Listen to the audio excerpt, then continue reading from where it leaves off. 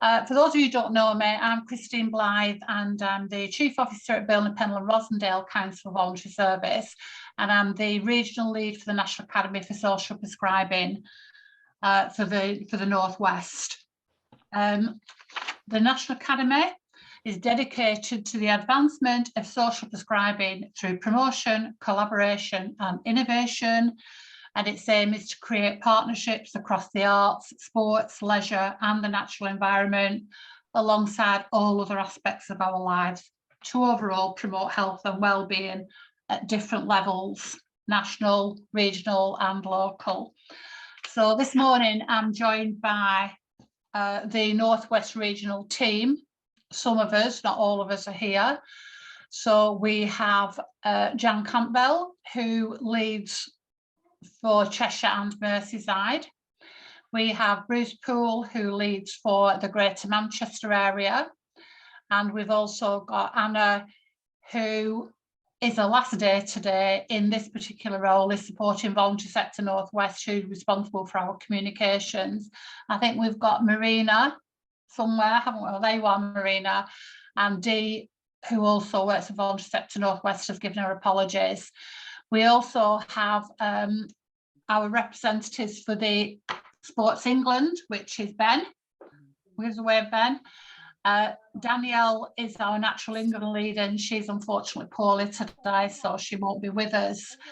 We have someone who works with the Money and Pension Service, James, who unfortunately can't be with us today. And we are occasionally joined by someone from the Arts Council. But those partnerships are developing right across the area. So that's us as a team, and we're here to try and deliver something or work with you to find out what it is that you need from this programme and how we can support you. And today's session is very simply titled, What is Social Prescribing? And we will endeavour to talk that through, but give you lots of opportunities to join that conversation as well through breakout rooms. So we're going to start this morning with an introduction, which is in the shape of a video, which is available on YouTube actually, and it's from a spoken word artist called Camille Ellis Hyman. So could you put that on for us, Anna? It's only a very short one, but it is quite good to watch.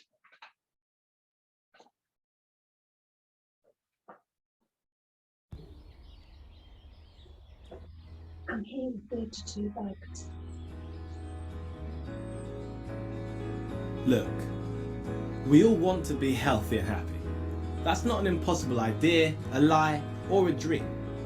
And it may seem like quite an obvious thing to say, whilst we sit wondering whether society would allow us to say we were any other way. You know, that pressure of appearance. Are we allowed to say when we're not okay? Because all too often, physical or mental health difficulties get in the way. Whether it's events beyond our control, personal circumstances, or genetics at play. Because if 1 in 5 GP appointments are for non-medical problems, then this could be a time to explore other possibilities and options. Like social prescription, a system that takes a different approach, where they won't just deal with the symptom, but sit with you to trace it, understand the cause, and then create a plan to replace it. Talking about your health, finances, housing or stress, before linking you to activities that empower and suit you best. What if you were prescribed a social engagement, a social arrangement, to get a pep in your step and your feet on the pavement, a brush in your hand, a tune from your lungs, a talk and support to help you manage your funds? I'm talking about a place to feel connected with the community you've selected, making your activities more effective, experiencing as a collective so you are positively affected whilst feeling safe and protected. Surrounded by new people, allowing you to feel part of something bigger than you. We all want to be healthy and happy. And it's not just a nice idea, but a system that works, that asks if medicine isn't the only option and puts you first. With a wide range of solutions to help you get through, a social prescription could help you too.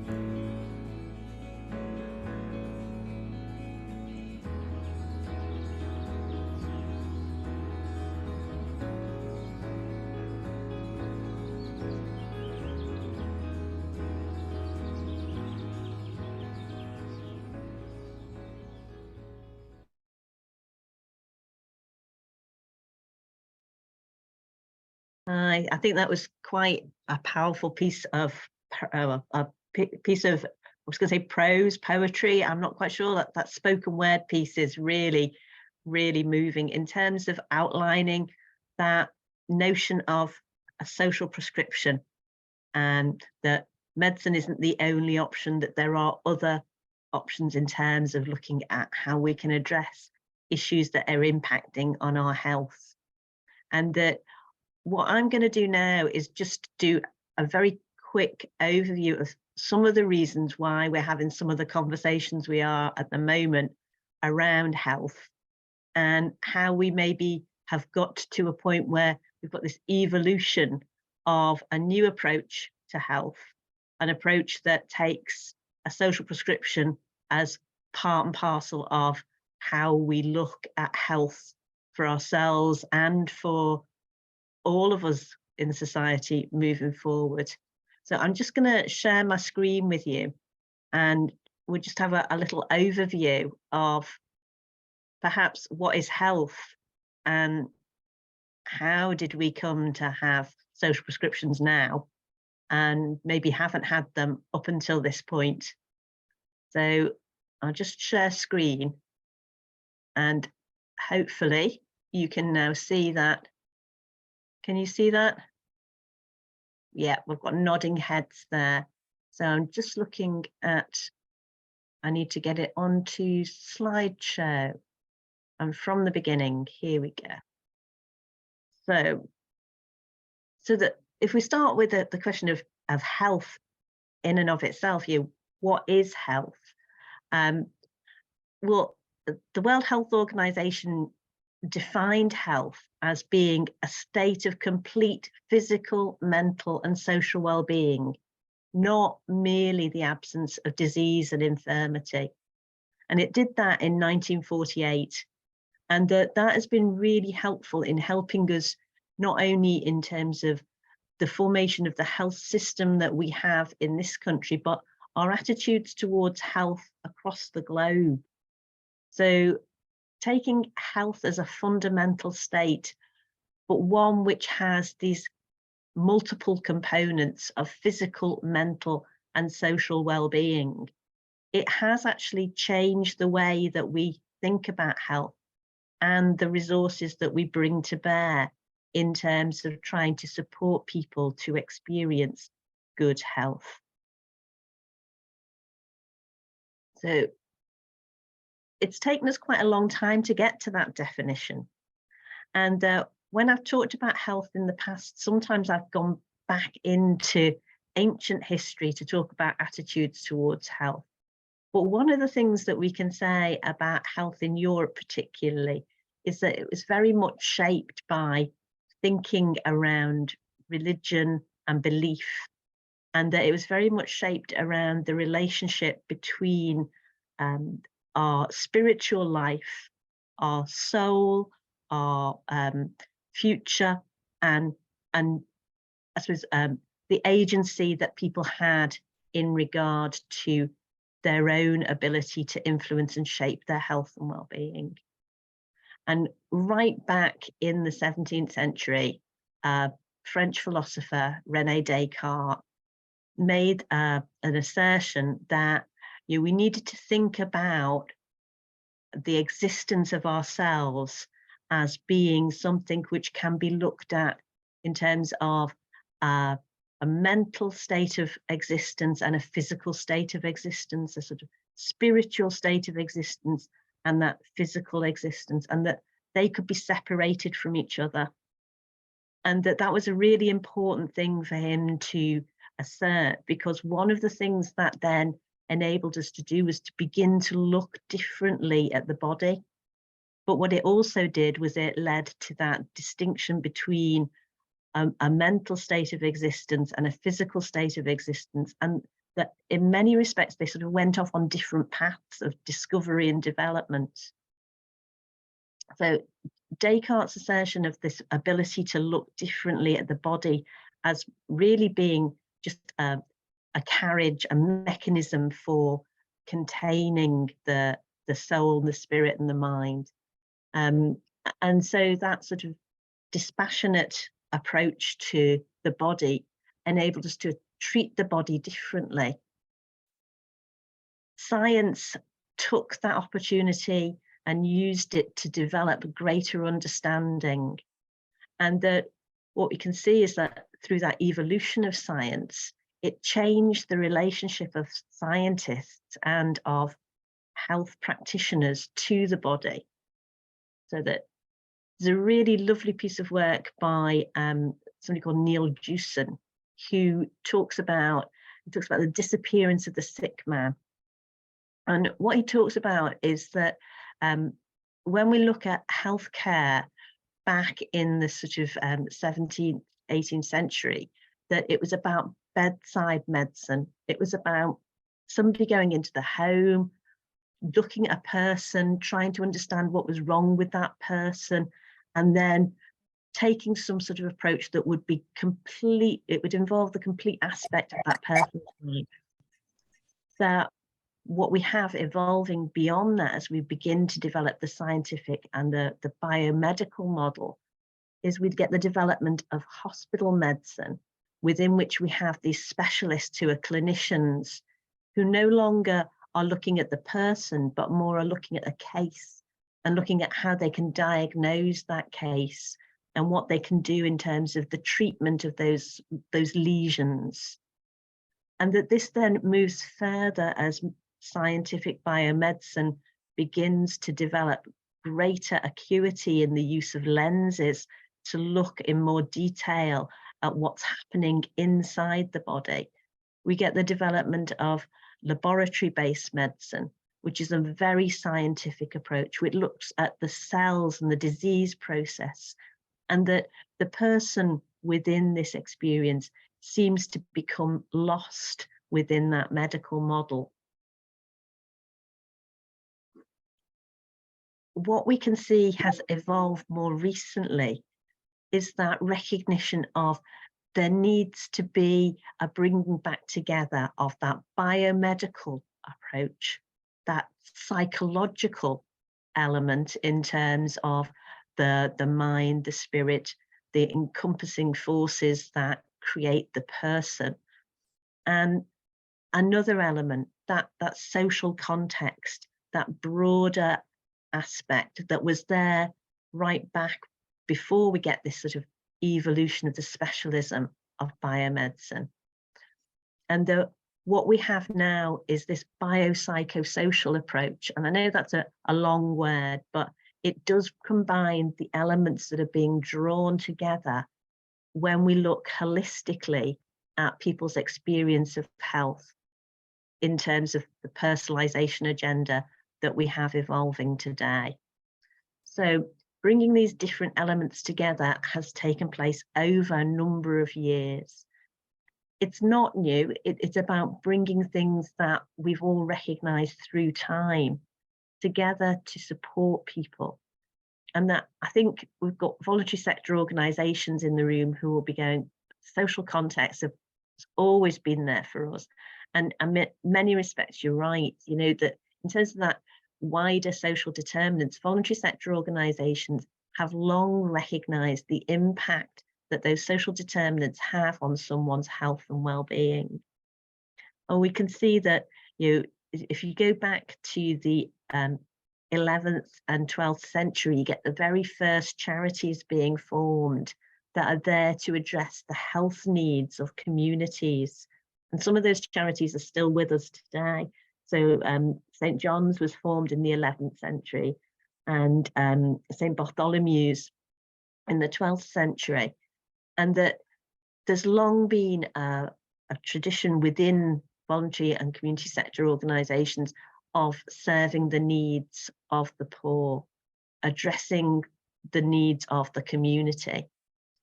That what we can see is that in terms of formation around the sector to support health and well-being, that the reforms of the 1909 reforms of the Poor Law, the Poor Law having been introduced in the 17th century and having had many reformations. But in 1909, there was a significant proposal to change the Poor Law. And it was this proposal that led a number of voluntary sector organisations working in Liverpool to come together to look at how they would manage that challenge to the health and well-being of the poor within Liverpool. And it's through that that you actually get the formation of what is now Liverpool CVS. So that beginning of the development of infrastructure organisations within the sector to support people around their health and well-being. And so I think the sector has always recognised that social element of health and has always played a part in it.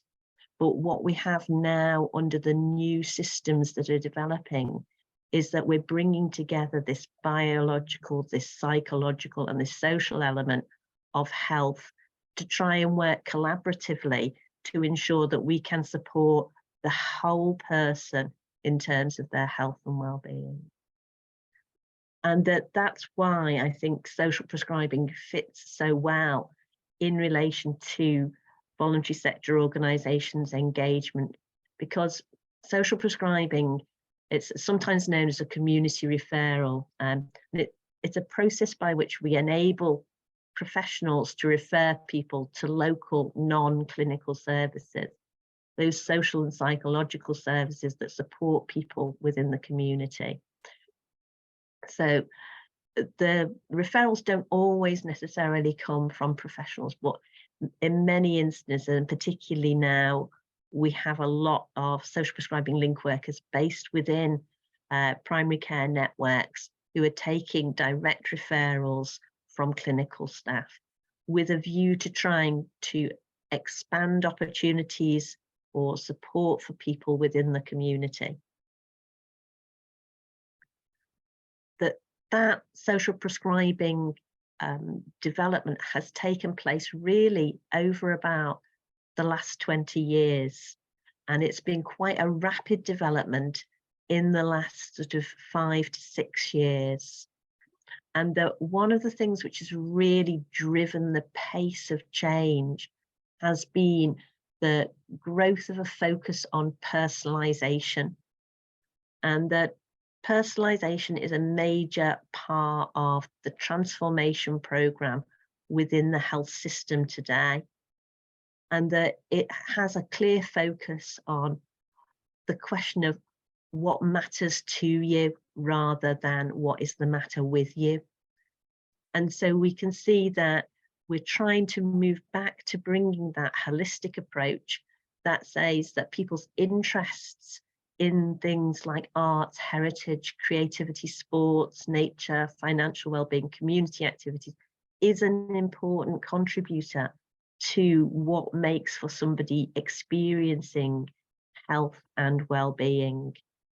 So another phrase which has been used around the personalisation agenda has been the sense of we should be encouraging people to have a life, not necessarily a service.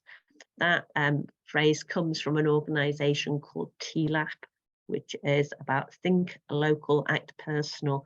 They're an organisation that advocates on behalf of people with long-term conditions and physical health problems within the community, and that they say their members want to have a life, not necessarily a service.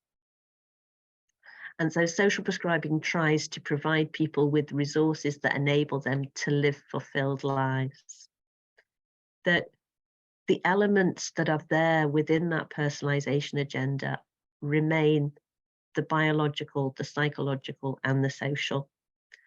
And that sometimes I think that can present challenges in terms of understanding where do voluntary sector organisations fit within this biopsychosocial approach, particularly around the question of mental health and mental illness. And that one of the things that I think can be sometimes helpful about that is if we think about health and illness as running on different spectrums. I think often people do think about health as being a single spectrum where it moves from ill health to good health.